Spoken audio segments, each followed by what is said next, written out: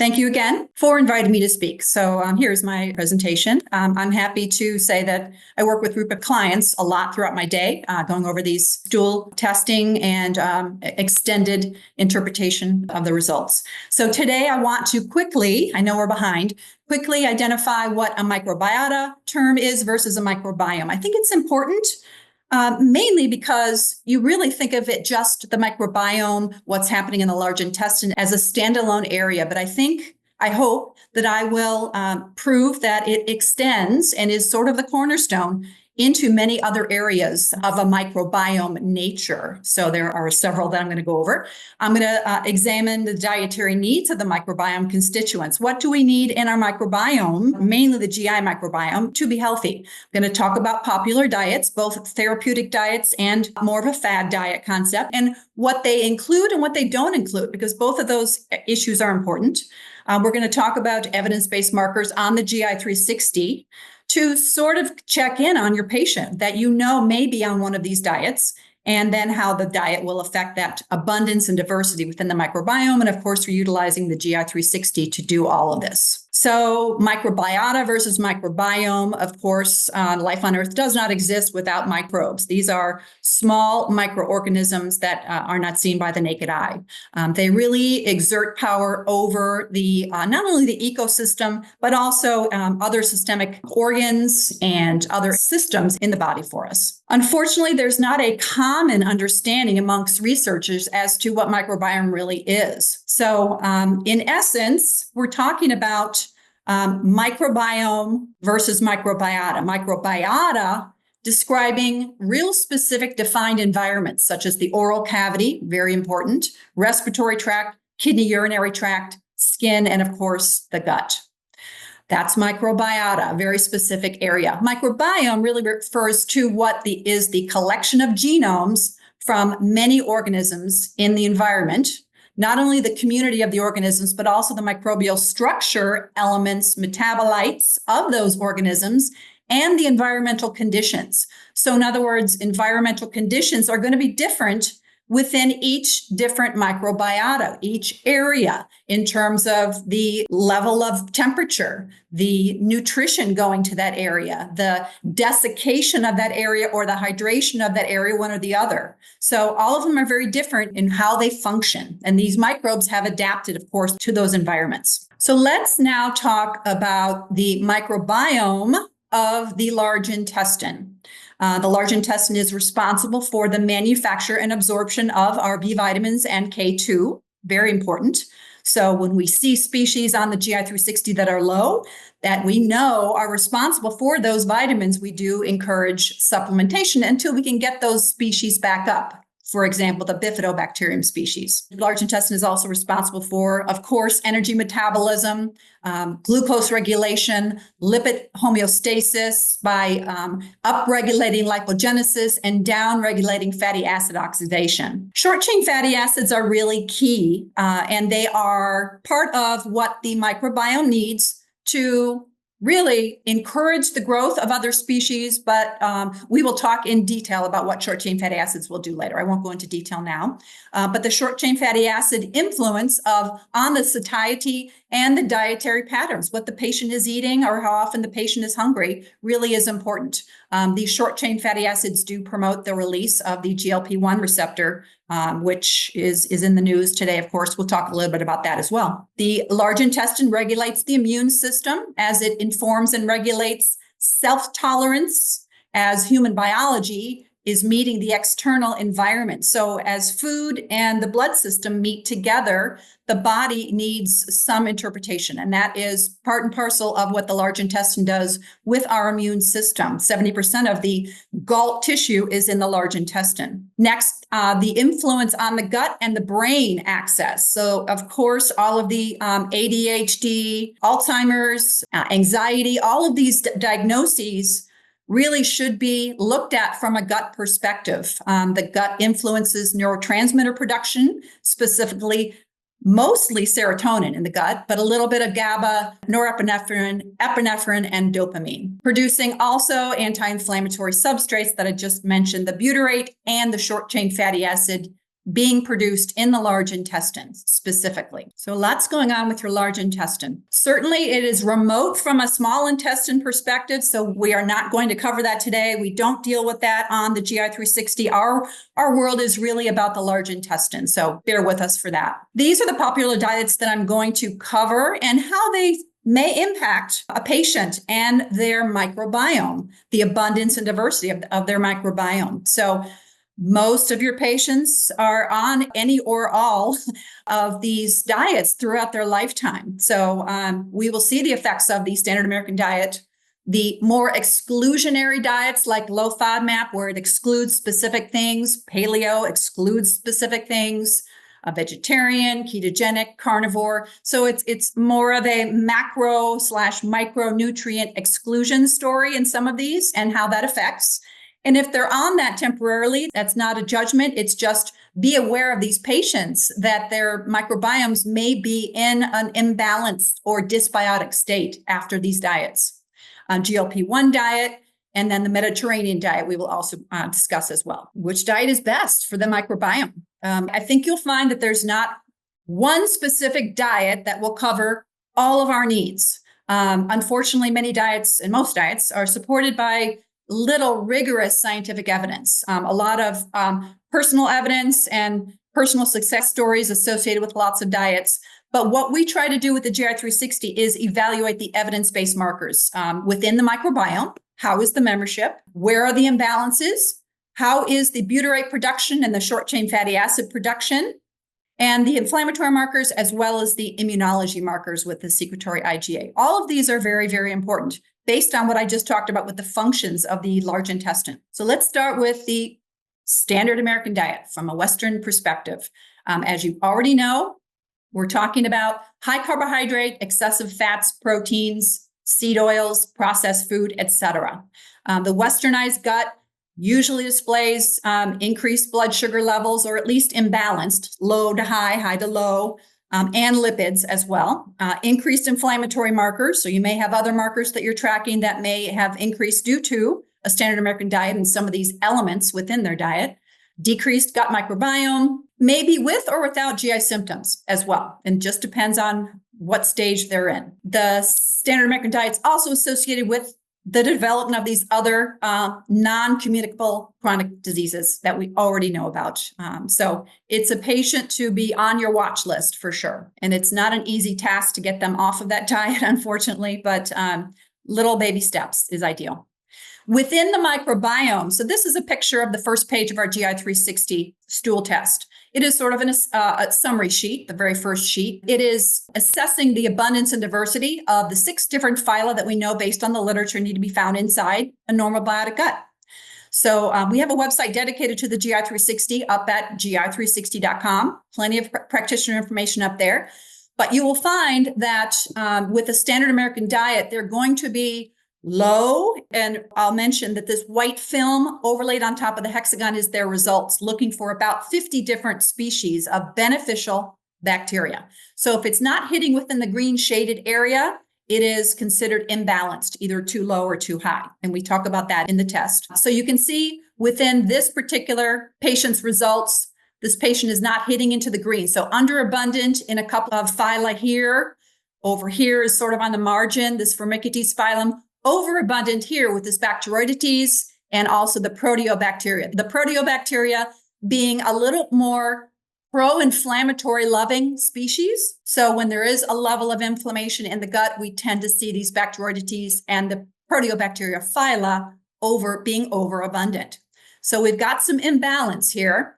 We see her score here with the dysbiosis index and diversity score, 5 being the worst that we could give. We would want this patient to be over and in the green at a 1 or a 2. And then the diversity score is marginally normal here. So definitely room for improvement when you see these 2 scores. And we're probably going to blame that mostly on an underabundant microbiome due to their diet. Could also be a stress perspective, killing off some of these or starving off some of these species.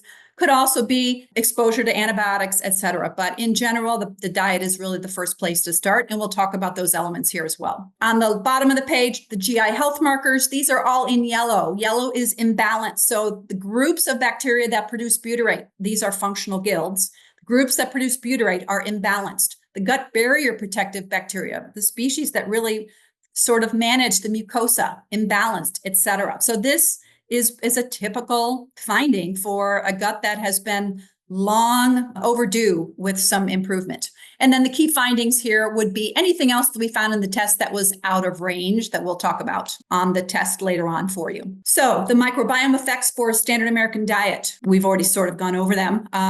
Low pH would be one item that I did not mention. That is a more acidic bowel, most likely due to either a microbiome that is coming in insufficiently or a lactose intolerance. So it's probably associated more with a looser stool. And then beta-glucuronidase it would be low as well, very often is low with some of these specific diets. And we'll talk about beta-glucuronidase in a minute. So this is a deeper dive into really the specific membership. So we've already gone through kind of an overview, but basically we're probably going to look at a whole phylum of actinobacteria that's low, including the bifidobacterium. We're going to see some elevations in the Bacteroidetes phylum over here. This is the phylum that sort of enjoys a more pro-inflammatory environment. It doesn't mean that we're eradicating. We're really just bringing balance back with probiotic and the use of soluble fiber to feed the enterocyte.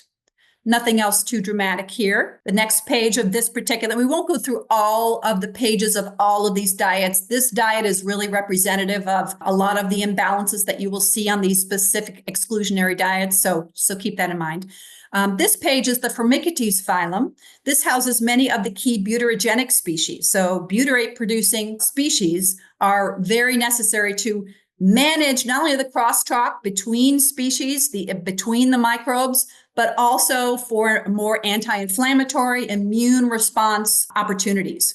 So many of these species that I see here are either in -3 or -1, -2. These are 2 or 3 standards away from normal, low. So this mother load of butyrate is this Faecalibacterium presnitzi. This is the primary producer of butyrate along with the Lactose brachiae. And in this case, that one is still normal. The color coding in green is a normal finding. So these species really rely on the presence of soluble fiber. So think about all these diets that we're going to talk about that don't have soluble fiber in abundance, if at all. So ketogenic, carnivore, low FODMAP, even the vegetarian diet can be imbalanced with abundance of soluble fiber. They may eat a lot of vegetable fiber, insoluble fibers, but not enough soluble fiber. So we'll talk about soluble fiber specifically.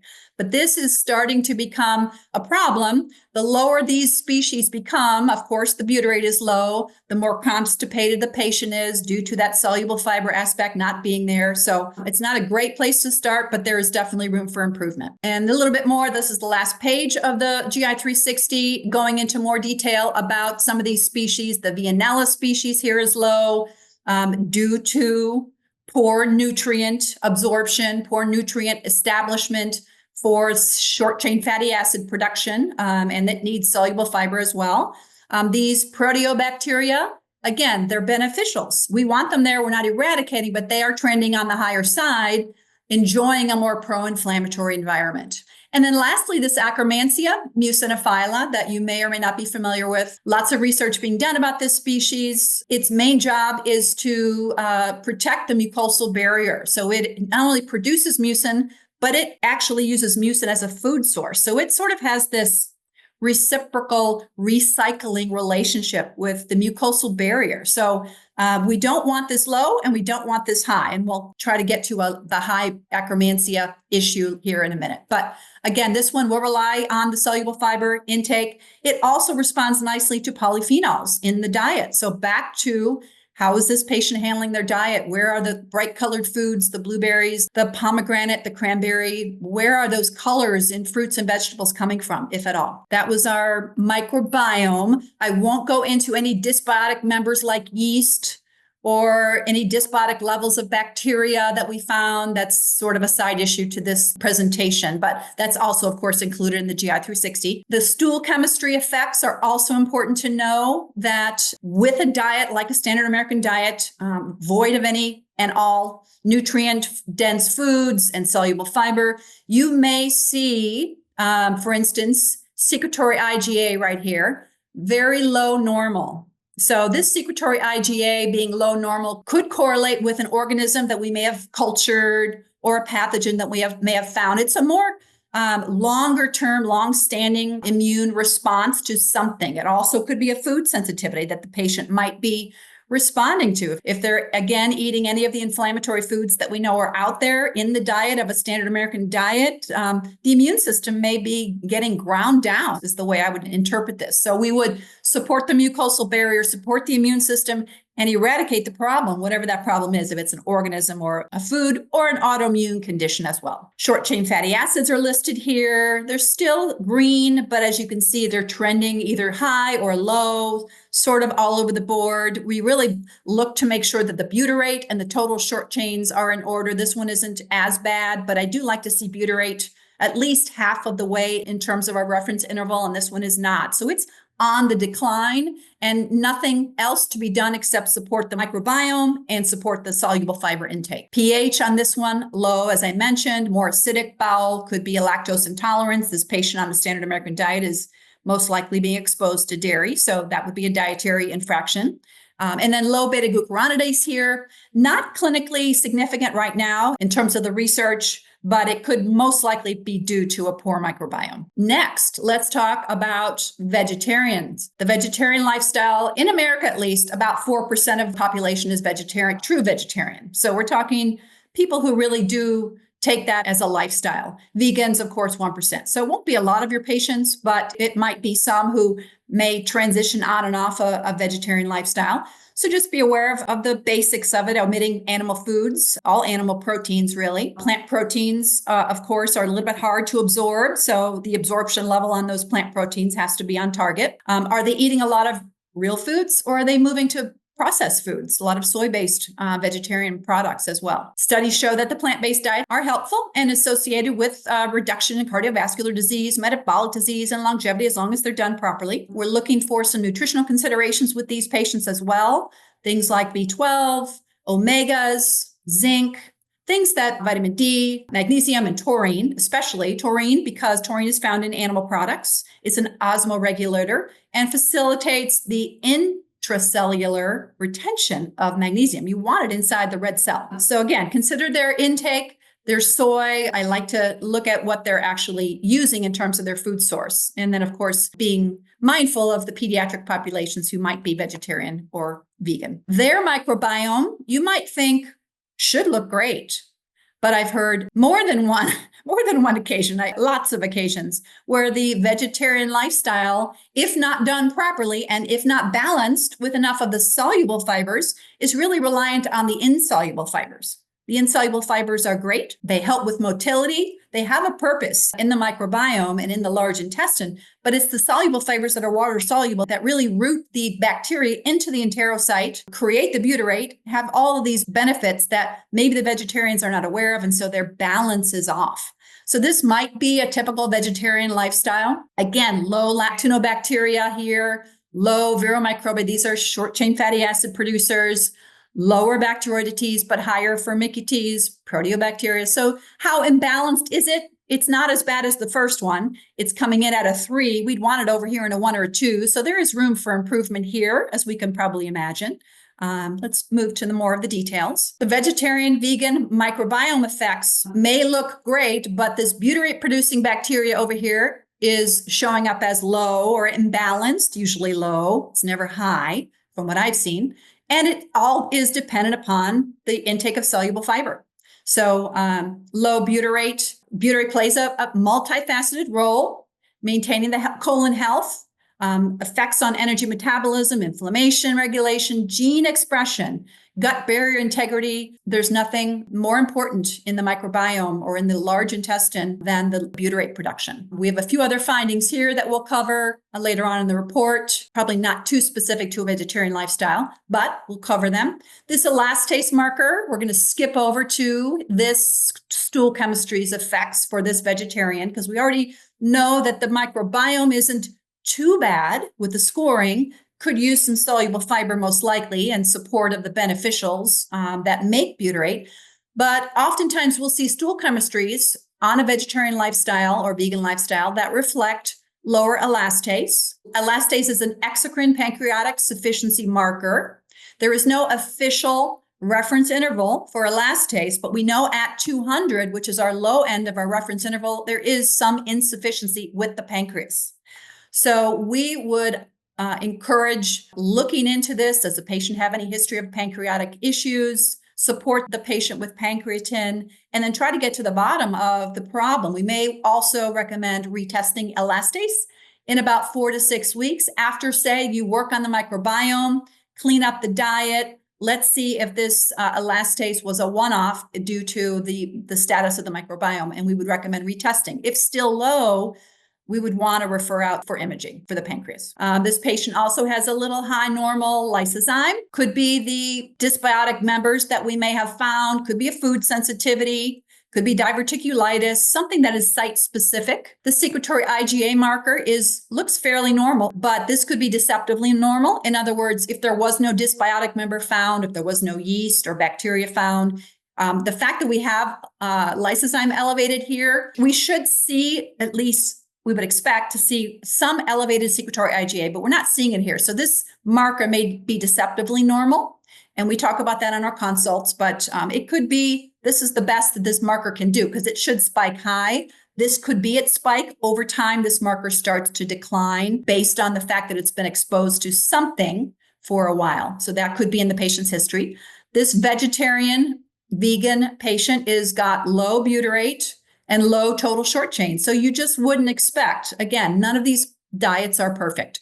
We would support the microbiome and probiotic appropriate to whatever is low, or soluble fiber. So we'll talk about soluble fiber later.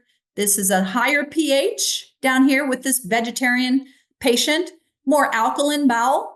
So an alkaline bowel along with low butyrate, low total short chain starts to feel like a very constipated patient. And so that may be a complaint from the patient. All we need to do is support with fiber, soluble fiber, probiotic, and support the microbiome. Now we get to the more I'm lumping them together. So forgive me. They're all individual, of course. They all have individual needs and individual applications for patients, but they all seem to exclude something. A lot of them, the common denominator is unfortunately soluble fiber. So low FODMAP stays away from the FODMAPs, one of them being beans, legumes, lentils. Of course, it's problematic, but that may help the small intestine in terms of treatment. But long-term, low FODMAP is going to take its toll on the large intestine microbiome. Paleo, of course, more whole foods based, nothing wrong with that. Anti-inflammatory, all good there, but it does not include the soluble fiber foods. So on these diets, you may consider, if tolerated and if possible, using soluble fiber in the form of supplements. So the top 3 in the literature would be inulin, chicory root, or psyllium husk. As far as a patient that either cannot tolerate food-based soluble fiber in those beans and legumes and lentils and chickpeas, or a patient that you really need to titrate up. So if it's a really poor microbiome, you may want to sort of consider titrating up and start with whatever they can tolerate with the soluble fiber. So the micronutrient exclusionary concepts on these are pretty obvious here. Carnivore is simply meat products. So of course, we're not even going to get the insoluble fibers with carnivore, and ketogenic, mostly fats. So carbohydrates are the common denominator, and fiber are the exclusionary common denominators. Personal stories are strong with a lot of these diets, so no one is knocking them. They do have some benefit in terms of a short-term ttherapy. So there's weight loss associated because you're not exposed to the sugars, you're not exposed to the high carbs, you're eating real foods. The anti-inflammatory approach may have decreased serum HbA1c. You may increase the serum cholesterol and the LDL. Weight loss could be a side effect, which is always welcome. And then the mood and energy, of course, and these are used, of course, in many autoimmune and chronic diseases across the board. Just make sure you're understanding what they're missing is my best advice on these diets in terms of their macros or micronutrients. These diets can result in reduced GI symptoms. So you may have a patient who's on paleo or on a carnivore, gets their stool tested. They have no complaints about anything in terms of their GI because they're not eating foods that are going to prompt these responses in the microbiome. Doesn't mean that there might not be a lingering yeast there. So just be aware that no symptoms may or may not indicate a strong microbiome. A lot of these, as I've mentioned, are associated with some positive things. And then the increase in Bacteroidetes and decrease in Actinobacteria and Firmicutes is sort of a common theme as well across the board on these diets, meaning Bacteroidetes being one of the more pro-inflammatory, they enjoy a more inflammatory environment for some reason, as well as a diet that's more heavily weighted in fat or protein. So what we eat dictates the growth of these phyla. So very interesting. Of course, the Firmicutes phyla is the phyla that houses that Faecalibacterium presidency, the major producer of butyrate. So that is most likely going to be lower. And the Lactospiraceae. So here is a web of the low FODMAP paleo approach. As you can see, a lot of underabundance with this web over here. Everything's coming in low. There is a high end here. So work to be done with the patients on this particular diet, of course, depending on how long they've been on it, how closely they follow it, but lots of work to be done here. It's coming in at some very severe dysbiosis or imbalance in their beneficials. This is just a close-up on these functional guilds that are all imbalanced. Many of the short-chain fatty acids are off, possibly even occult blood. Occult blood is usually always going to be something from an upper GI bleed, so it's not a hemorrhoid. That would be more red blood cell. And then we could also, because the deficit in the microbiome is so large of the beneficials not being there, we have these overgrowth of commensal bacteria that have grown to high levels that we do usually end up providing treatment for. We put the patient's stool in vitro with natural agents and pharmaceutical agents on these cultured dysbiotic bacteria, just so you're aware, as well as dysbiotic levels of yeast. In this particular patient, I'll just run through here. The highlights would be the pro-inflammatory group, this proteobacteria, the name even suggests, at least that's how I remember it, that it enjoys a more pro-inflammatory environment. Again, the Akkermansia, because these patients are most likely not getting enough of the polyphenols in their diet coming from vegetables and fruits. You can definitely work on the Akkermansia, but we definitely want that to be in a normal range. And it, of course, is a diet change. So these are the stool chemistry approaches to these particular diets, call them exclusionary diets. Not much inflammatory activity going on here, which is good. It all depends on if anything was cultured or found dysbiotic. This inflammation markers could elevate, at least the lysozyme could elevate. Don't forget, these diets are off of most of the inflammatory foods. So coming from a food sensitivity perspective, you're not going to get symptoms and you're probably not going to get the inflammatory markers up because they're not exposed to those foods, which is great. It doesn't mean that if they went back on those foods that this wouldn't change. The lactoferrin calprotectin, very specific to IBD. So that's not the case for this patient. Secretory IgA marker, very normal, but given the situation, we'd want to know. This patient did have 2 cultured bacteria, if you recall from the first page, dysbiotic levels of bacteria. So we would expect this to be a little bit higher. So that could be also a long-standing immune infraction. Butyrate is okay here. These individual short chains, not great. Back to soluble fiber and rebuilding the microbiome, because that's who makes these substrates, is the beneficial microbiome. And then, of course, we talked about occult blood. This is the GLP-1 receptor agonist diet. Not to say that there's a specific diet out there. I'd say that the patients that I know that are on the GLP-1 drugs that are out there trying to lose weight, lose their appetite. So what does that mean to the microbiome? Are we talking about sufficient nutrients? Are we talking about sufficient fiber? Or are you just not hungry all day? Is the microbiome wasting away? So keep that in mind for these particular patients. I've got some details here on GLP-1 receptor agonists and the semaglutide product as well. So I won't go into detail, but a lot of times if you do have a patient who is obese or overweight, I'll even call it, you do have to keep in mind their intake and what they are actually eating. Are they going back to their old ways or are they actually changing their diet? This would be a typical GLP-1 agonist microbiome of abundance and diversity. Same thing, really insufficient microbiome down here. Low diversity, poor balance within their beneficials, many of the gut health markers off or imbalanced, and most likely just missing out on eating the proper foods. Some of the details, Again, and this is just seems to be the theme here, elevated proteobacteria, low short chain fatty acid producer here, just because of probably lack of soluble fiber, lack of maintenance of the colonization of these organisms. And you might see an elevated Akkermansia. So an elevated Akkermansia is observed with dysbiosis or imbalance, as well as low Akkermansia. We saw that one previously. Elevated Akkermansia associated in the literature with multiple sclerosis could be a compensatory beneficial response for MS in the microbiome. So that's an interesting concept. Lots of information around Akkermansia in terms of that mucin and the production of mucin and the barrier damage that would be concerned about if the Akkermansia were to be low. Just be aware that Akkermansia is an important member, especially for these GLP-1 agonist patients whose blood sugar may be imbalanced, their immune system may be off, a lot of things that correlate to a poor microbiome. Again, stool chemistries for this particular patient, pretty good up here with the digestion absorption, not too bad with the inflammation, a little blip with the lysozyme, but still in normal range.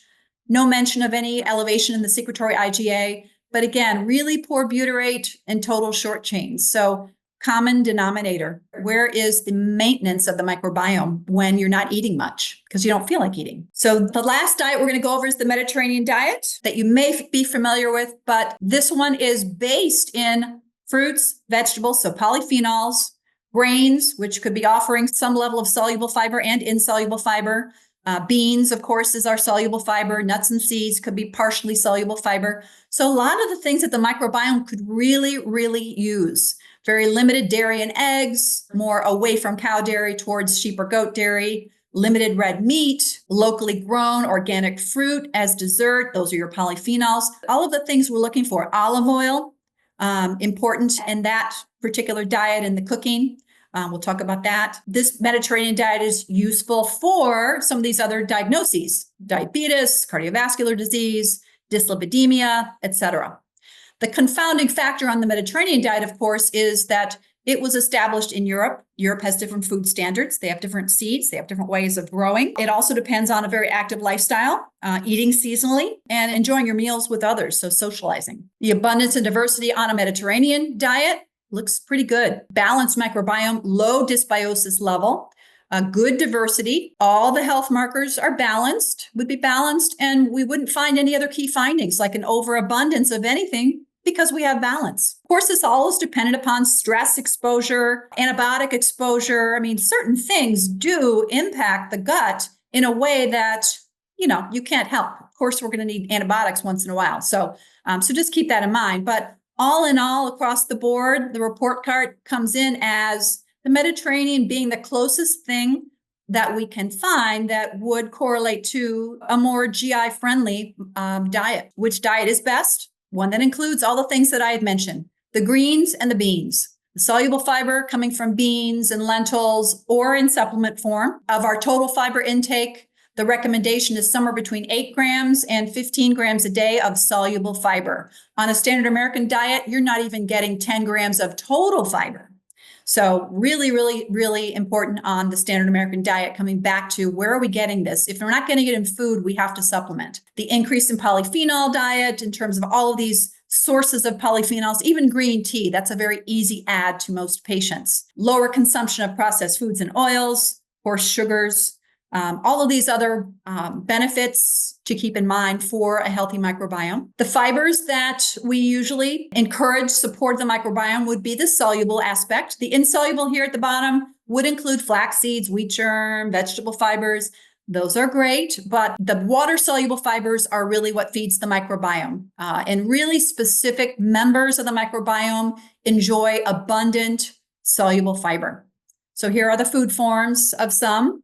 And then here again are the supplement forms of others. Polyphenols, again, found in brightly colored foods, affect specific members, have a very synergistic effect of anti-inflammatory properties with the microbiome. It's sort of a back and forth with polyphenols. It's very interesting, especially with specific diagnoses that are very cognitive decline, more inflammatory based, which a lot of them are. But the Akkermansia and the lactobacillus seem to really respond nicely to our polyphenol intake. Olive oil, We mentioned on the Mediterranean diet. Is that the special sauce in the Mediterranean diet? Maybe. As long as you know where your olive oil is coming from. Please recall that 60 Minutes had a big expose on olive oil coming from as an import, coming from specific countries that don't necessarily monitor the combination. Is it full olive oil? Is it partial olive oil with other oils mixed in?